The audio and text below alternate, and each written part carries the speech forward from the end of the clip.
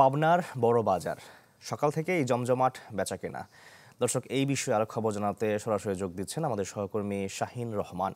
শাহিন, শীতের সবজির বাজার দর কেমন দেখছেন? ক্রেতারাই বা কি বলছেন? সবকিছু মিলিয়ে জানাবেন। পাবনা সবজি বাজারের বর্তমান যে চিত্র সেটি বলা যায় যে গত এক সপ্তাহের ব্যবধানেই বেশ কিছুটা দাম কমেছে। এটি হচ্ছে এখন পাবনার বাসীর জন্য একটি অন্যতম একটি স্বস্তির বিষয়। কিন্তু সাধারণ মানুষের মাঝে কিন্তু এই কেজিতে 10-15 বা 20 টাকা কেজিতে কমলেও আসলে স্বস্তিটা কিন্তু ওইভাবে সাধারণ মানুষ পাচ্ছেন না। আমরা এই বড় বাজারে এসেছি, আমরা যদি একটু দেখাই, যারা সবজি বিক্রেতা রয়েছেন তারা কিন্তু সকাল থেকেই এসে পাইকারি আড়ত থেকে তারা সবজি কিনে এনে তারা তাদের দোকানে তাদের সেই সবজির পসরা কিন্তু সাজিয়ে বসেন।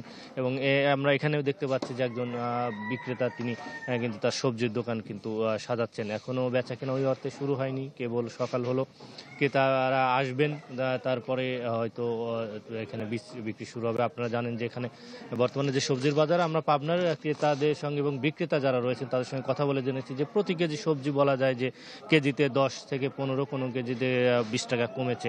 বর্তমানে যে বাজারে আলু রয়েছে, সে নতুন আলু সেটি 100 টাকা কেজি, পুরাতন আলু যদি দেশি সেটি 80 টাকা কেজি, ভারতীয় যেটি আলু রয়েছে 70 টাকা কেজি। এছাড়া বলা যায় যে সিম বর্তমানে কেজিতে 20 টাকা কমেছে।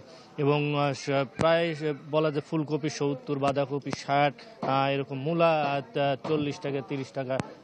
বলা যায় যে সব কেজি ধরনের সবজির দাম কিন্তু পাবনায় বেড়েছে, যে কারণে আসলে সাধারণ মানুষ স্বস্তি পাচ্ছেন না। এই দাম কমার কারণে তাদের আসলে বেশিরভাগ সাধারণ মানুষই বলছেন, যারা বাজারে ক্রেতা এসেছেন তারা বলছেন যে আসলে মানুষের হাতে এখন আর্থিক একটি সংকট তৈরি হয়েছে, যে কারণে বেচা কেনাটা অনেকটা কমেছে এবং সাধারণ মানুষ কিন্তু সেই অর্থে আসলে কিনে স্বস্তি পাচ্ছেন না।